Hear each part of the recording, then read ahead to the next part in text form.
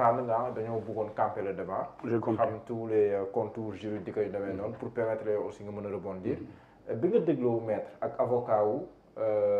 yu président Ousmane Sonko yi tey ñàkkul na déglu nga sur TFM Mame Mbaye Niang bon de toute façon moom li mu daan wax rek la wax rebondissement bi ñuy wax ak élément nouveau yi ñuy wax yow en tant que politique ndax jàpp nga ne lu war a mën a taxaw la pour que ñoo ne day ubbiwaat dossier bi. Non, tout à l'heure, j'ai compris le pourquoi il a pris la parole, expliqué parce qu'il a été l'avocat d'Ousmane Sonko. Aujourd'hui, il occupe des fonctions. moo tax mënul xuus bu baax ci affaire bi. mais man d'abord su ma xoolee problème damay xool d'abord les tenants et les aboutissants. la moo indi problème bi yëpp. parce qu'on a parlé de diffamation. c'est-à-dire qu'aujourd'hui, je pense qu'on a touché à l'honorabilité de quelqu'un. mooy na jël nit wax loo xam ne alors que amoo preuve par rapport à loolu. c'est-à-dire que tey quand on a demandé à Ousmane Sonko 10 jours war na indi ay preuves mais inul preuve tout à l'heure il a dit peut-être soo indee preuve à l'époque il lay jàpp ne receveur de document la affaire yooyu mais je pense que tey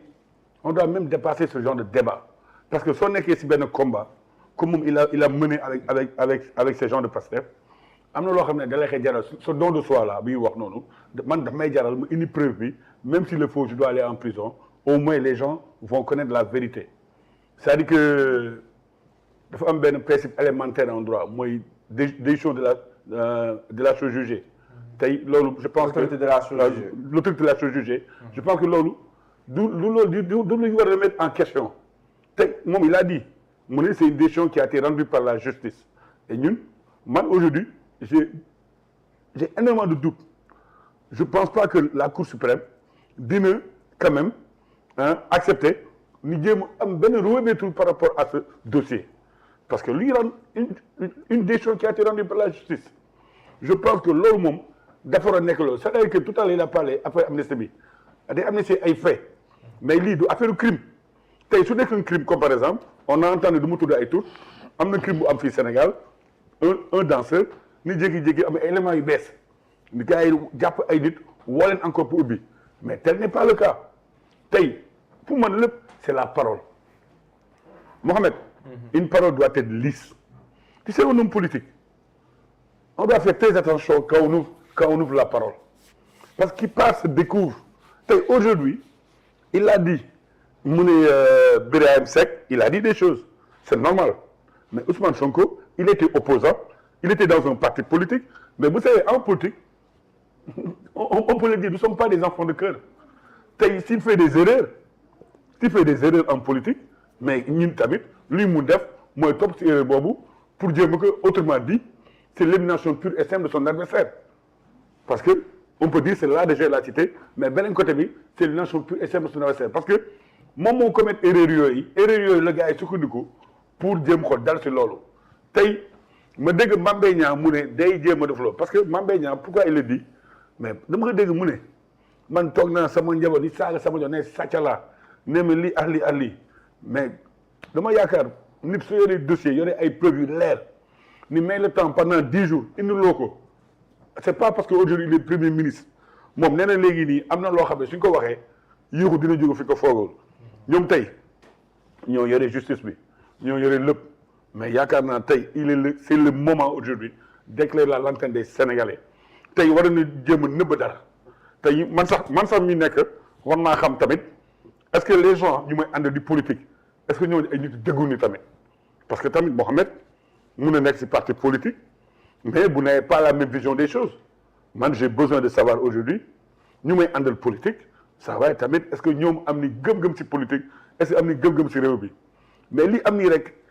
on est en train de plomber le pays xoolal xeex bi amoon Sonko su génnee fii Sonko fii jàpp ni il a dit procès su amoon mais Mame Mbaye l'a dit je sais pas sur quelle base mu ne ñi amuñu argument yu solide peut-être il était au cœur du système man ce que je peux dire par rapport au Prodac Mame Mbaye Niang nekkul moom mooy ordonnance crédit bi du moom mooy signé affaire yooyu il y avait quelqu'un qui était là autant Mamina Daffé moo fa nekk moom moo nekk le coordinateur du Prodac mais quand tu entends les Sénégalais tu as l'impression Mame Mbaye moo nekkoon ministre nekk en même temps Prodac parce que coow li ñu ko yóbbu foofu parce que dafa am polémique boo xam ne da ci am mais tey il est grand temps aujourd'hui ñu xool si justice bi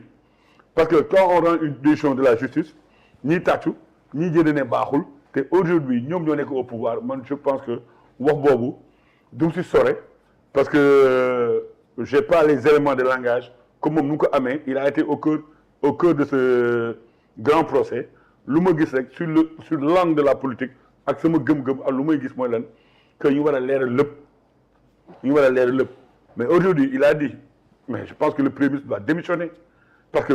c'est un conflit d'intérêts parce que aujourd'hui quand il parle je l'entends il dit PROS il dit pas le Premier ministre il dit PROS ñun aujourd'hui ñun dans suñu entendement c'est le Premier ministre mooy dem ñun loolu ñuy gëm ba léegi parce que des fois dañuy def benn affaire boo xam ne na la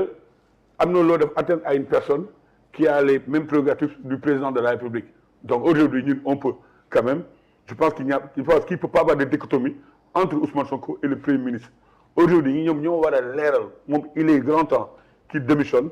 pour laver son honneur par rapport à ça mais lépp lan la Mohamed Diallo lii yëpp du affaire procès lii yëpp lan la c'est-à-dire que aujourd'hui ñoom il veut nous ramener en 2029 c'est-à-dire que c'est la candidature d'Ousmane Sonko qui pose problème et qui est l'objet de débat et qui est l'objet de polémique stérile ñoom en leur sein aujourd'hui loolu rek moo tax ñuy wax par rapport ak loolu léegi dégg avocat yi jënd man je pense que aujourd'hui avocat yi si leneen ñu doon wax mais ñoo jënd ne il faut ne leeral mbir bi te am na gis naa ay vidéo mooy l'autre avocat Abdinaan Ndiaye am na mu ne Sonko mënul bokk ci élection yi après gars yi di jënd mu wax la beneen version donc aujourd'hui on se demande ñoom c'était lorsqu'ils étaient dans l'opposition ils avaient une idée de ce que c'est bi ñu condamné Ousmane Sonko la woon ci affaire Sweet Beauté bi quoi jour bi ñu ko condamné woon noonu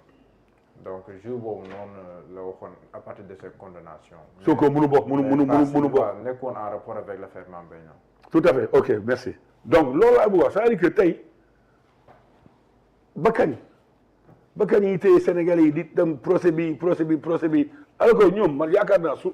nekkee ñoom ñooy président de la République nekk premier ministre mais lépp war na leer comme moom ba mu nekkee opposant il pouvait pas donner le dossier mais aujourd'hui qui est premier ministre je pense qu'il est dans son obligation d'éclairer la lanterne des Sénégalais Mohamed. man daal loolu laa gis si par rapport à ce problème là. mais yéen ñi leen di reprocher que cette affaire là ni ñu ko doxalee politique rek la woon juridiquement benn objectif la amoon mooy empêcher Ousmane Sonko d'être candidat en 2024 bu ñu xool na procédure yi ñu ngi ko yaakamtee in fine après mu tere Ousmane Sonko bokk est-ce que tamit mënuñ jàpp cet argument là comme un argument solide ou pas. Mohamed xam soo xoolee lu fi amoon ba léegi moo fi am même chose c'est-à-dire que ñu dans le passé on a fait des erreurs jël nit jàppale yóbbu la dem la mais même chose moo am aujourd'hui c'est-à-dire que tey il y a des gens qui pensent que on doit éliminer un adversaire et pourtant il a dit tantôt aujourd'hui Ousmane Sonko il est premier ministre man il y a de 2 ans ou 3 ans de cela j'étais là comme membre du parti au pouvoir aujourd'hui je suis dans l'opposition c'est le cycle normal de la vie donc lu am solo rek man gëmuma que nit dañ ko war a buntu xatal mu bañ bokk élection mais moom moo wax Mohamed c'est-à-dire que tey moom su dafa woon diffamation boobu tey su ñu woon preuve boobu yaakaar naa yëpp di ko fekk mais je pense que c'est-à-dire que moom il a l'habitude il pense que aujourd'hui c'est quelqu'un boo xam ne qui pense qu'il peut faire la pluie et le beau temps à chaque fois il part il commet des erreurs comme tout être humain c'est-à-dire que l'être humain a de grands défauts et de petites qualités moom peut-être su ko beneen liit na waxoon du am les conséquences mais à chaque fois il est mooy dem premier plan mooy wax mooy def débat moo tax après da sooy wax des fois il y a les conséquences de tes paroles. Mais l'APR n'a pas utilisé ça contre moi, politiquement. Mais moi, tout à l'heure, je l'ai dit, je suis de bonne foi. Je l'ai dit qu'il a fait des erreurs. Les gens ont utilisé cette faille. Ils l'ont exploité. Mais écoutez, Mohamed, tu es comme un match de football. Ceux qui c'est une faille qui est exploité. Mais on a vu que c'était une faille. Les gens l'ont exploité. Éliminé quoi. Mais après, aujourd'hui, ça veut dire que le destin d'un être humain, pouvoir opposition, c'est diamétralement opposé. Destin d'un être humain, quel mousse d'ara, yalla mousse d'ara. Il a été en prison avec le président Bassirou Diomaye Faye. Yalla def le ni don président. C'est-à-dire que yalla mo def ñom destin bobu. Mais c'est pas parce que ñom sont les meilleurs, c'est parce que ñom yalla mo bindu lolu. Nuy bindé batu dé, nuy bindé batu ki li bu muy dund dina ko am. Donc lolu Seigne Touba wax ci Masalik dans la plénitude. Mu ne quoi que vous fassiez, si cette chose n'a jamais été décrétée, vous allez vous épuiser et vous ne l'atteindrez jamais. Ñom lolu am motax yalla jox len ko. Mais tay su waxoon lolu yeb du am. si bien que ñun tamit on a utilisé cette faille pour l'éliminer. Loolu c'est de bonne guerre, on est en politique. Politique, Mohamed, c'est-à-dire que je le dis, nous ne sommes pas des enfants de cœur. Il faut am nu muy doxee am na ay principes. Et je ne suis pas de quelqu'un qui a des idées machiavéliques, mais je pense que quand mon adversaire a des failles, mais j'essaie d'exploiter ces failles-là. D'accord. Birama, rebondissement yi répondant aux avocats d'Ousmane Sonko gis nga Mame Mbaye Niang dafa fas yéene clamé avocat yi clamé waa Ousmane Sonko loolu tamit si wàllum politique stratégie